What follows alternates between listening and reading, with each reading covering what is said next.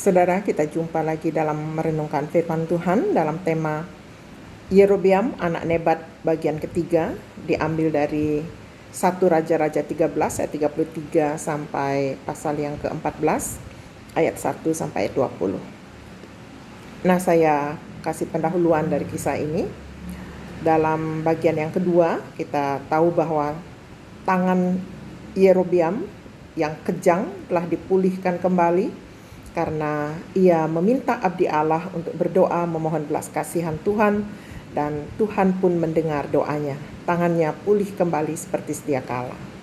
Nah, sesudah peristiwa tangannya pulih ini kembali, Yerobeam pun tidak berbalik dari kelakuannya yang jahat itu.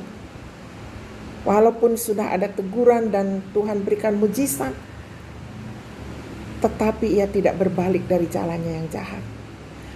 Bahkan dia mengangkat pula imam-imam dari kalangan rakyat untuk bukit-bukit pengorbanan. Siapa yang mau saja dia tabiskan menjadi imam untuk bukit-bukit pengorbanan itu. Itulah dosa yang menyebabkan kebinasaan dan runtuhnya kerajaan Israel. Suatu waktu, anak dari Raja Yerobeam ini sakit. Dan ia meminta istrinya untuk pergi ke Silo menemui Nabi Ahia. Nabi Ahia ini dulu yang pernah menubuatkan dia untuk menjadi Raja Israel. Masih ingat kisah itu di mana Nabi Ahia memotong pakaiannya menjadi 12 potong. Dan 2 bagian Ahia pegang, 10 bagian dia kasih kepada Yerobeam dan katakan kamu akan menjadi raja atas Israel.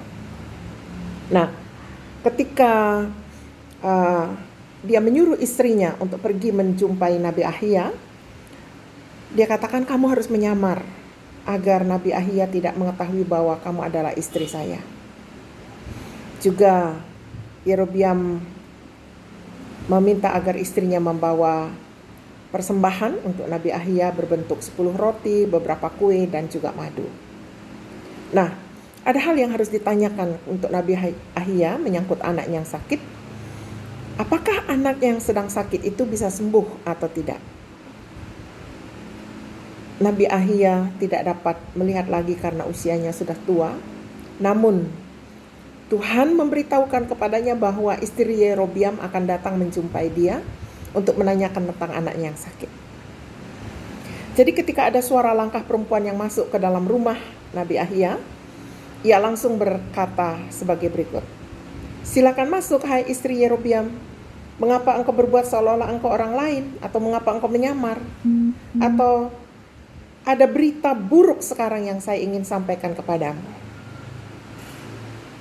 Pulang dan katakan kepada suamimu Yerobeam bahwa Tuhan Allah Israel telah memilih dia dari antara semua orang Israel dan menetapkan dia menjadi pemimpin Israel yang adalah umat Allah. Keluarga Daud telah memerintah kerajaan Israel, tapi Allah mengoyakkan kerajaannya dan telah menyerahkannya kepadamu. Tetapi engkau tidak seperti Daud yang selalu menaati perintah Allah dan mengikuti Tuhan dengan sepenuh hati. Daud melakukan apa yang dikehendaki oleh Tuhan, sedangkan engkau tidak. Engkau berbuat banyak dosa besar. Dosamu lebih buruk dari siapapun yang memerintah sebelum engkau. Engkau telah meninggalkan Tuhan.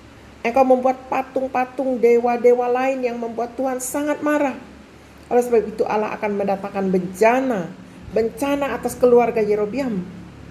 Allah akan membunuh semua laki-laki dalam keluarga Yerobeam. Seluruh keluarga Yerobeam akan dibinasakan seperti api membakar kotoran. Siapapun dari keluarga Yerobeam yang mati di kota akan dimakan oleh anjing, dan yang mati di ladang akan dimakan oleh burung.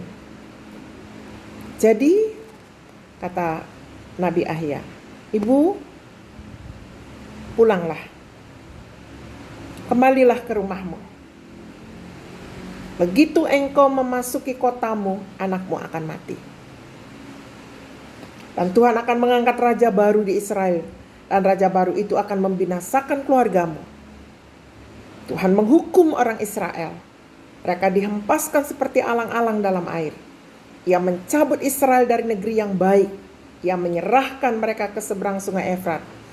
Tuhan melakukannya karena umat Israel mendirikan tiang-tiang khusus untuk menyembah dewa Asyera, yaitu dewa orang Sidon, dewa kejijikan bangsa Sidon. Allah membiarkan orang Israel kalah karena dosa yang diperbuat oleh Yerobeam, dan Yerobeam membuat orang Israel berdosa. Maka pulanglah istri Yerobeam ke rumahnya. Begitu ia melangkah masuk ke dalam rumahnya, anaknya pun meninggal.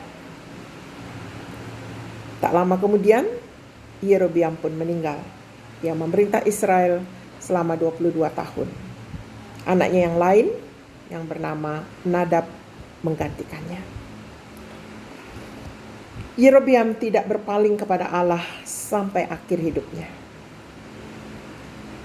Sikap ini jangan ditiru. Kembali saya bacakan ayat permulaan.